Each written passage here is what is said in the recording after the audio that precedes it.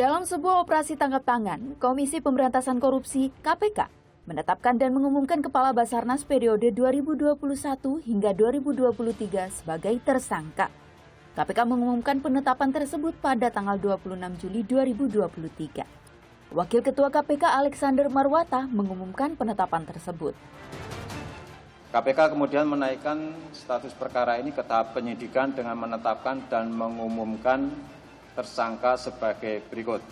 Yang keempat, HA, Kabasarnas RI periode 2021 sampai dengan 2023. Dan yang kelima, ABC, Korsmin Kabasarnas RI. Diduga HA bersama dan melalui ABC mendapatkan nilai suap dari beberapa proyek di Basarnas tahun 2021 hingga 2023 sejumlah sekitar 88,3 miliar. Pengumuman atas penetapan tersebut mengundang polemik. Pihak TNI keberatan dengan pengumuman penetapan tersangka pada 2 orang anggota militer yang masih aktif. Dari tim kami terus terang keberatan kalau itu ditetapkan sebagai tersangka, khususnya untuk yang militer. Karena kami punya ketentuan sendiri, punya aturan sendiri.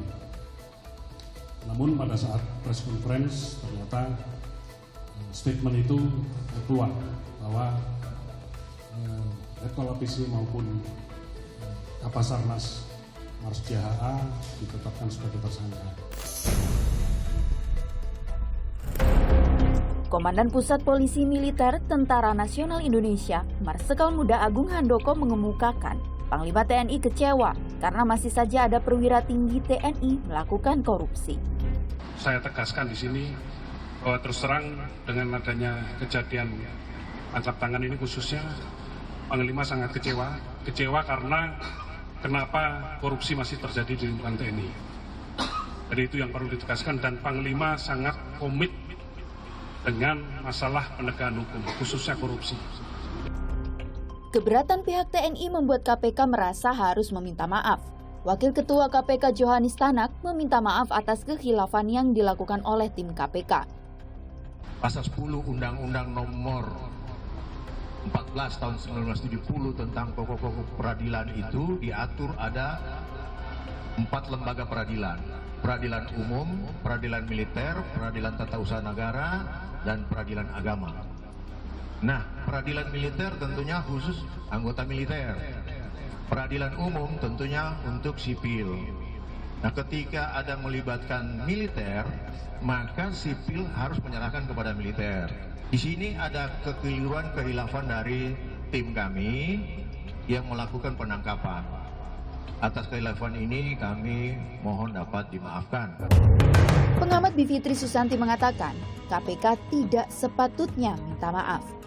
Menurut saya KPK tidak sepatutnya juga minta maaf, gitu ya. Poin saya di situ minta maafnya itu. Kenapa? Karena sebenarnya ia tengah menjalankan tugasnya, dan kalau memang ada hal-hal yang harus dijernihkan, dan setahu saya juga sudah direncanakan akan dibuat tim penyidik koneksitas ini, ya seharusnya langsung jalankan saja, karena kita harus berpegang pada ini tindak pidananya apa.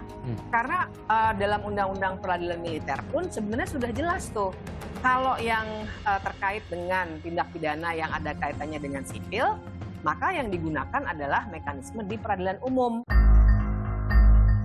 Komandan Puspom TNI menetapkan Kabasarnas periode 2021 hingga 2023, Marsikal Madya Henry Alfiandi dan Koordinator Administrasi Kabasarnas Letnan Kolonel Afri Budi Cahyanto sebagai tersangka pada 31 Juli 2023. Keduanya langsung ditahan. Maka dengan terpenuhnya unsur tindak pidana, penyidik Puspom TNI meningkatkan tahap penyelidikan kasus ini ke tingkat penyidikan dan menetapkan kedua personil TNI aktif atas nama HA dan ABC sebagai tersangka.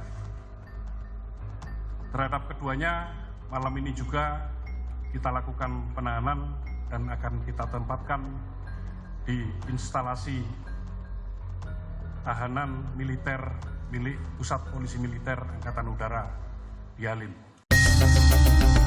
Presiden Joko Widodo menekankan pentingnya koordinasi antar lembaga. Presiden juga menyatakan akan melakukan evaluasi penempatan pejabat pada posisi yang penting. Menurut saya masalah koordinasi ya. Masalah koordinasi yang harus dilakukan. Semua instansi sesuai dengan kewenangan masing-masing. Menurut aturan, udah. Kalau itu dilakukan, rampung. Tidak hanya masalah itu semuanya. Karena kita tidak mau lagi di tempat-tempat yang sangat penting terjadi penyelewengan, terjadi korupsi. Korupsi adalah racun bagi masa depan. Pemberantasan korupsi menjadi tugas paling penting untuk menjamin kemakmuran dan kesejahteraan seluruh rakyat di masa mendatang. Membiarkan korupsi hari ini akan memusnahkan generasi berikutnya dari peradaban.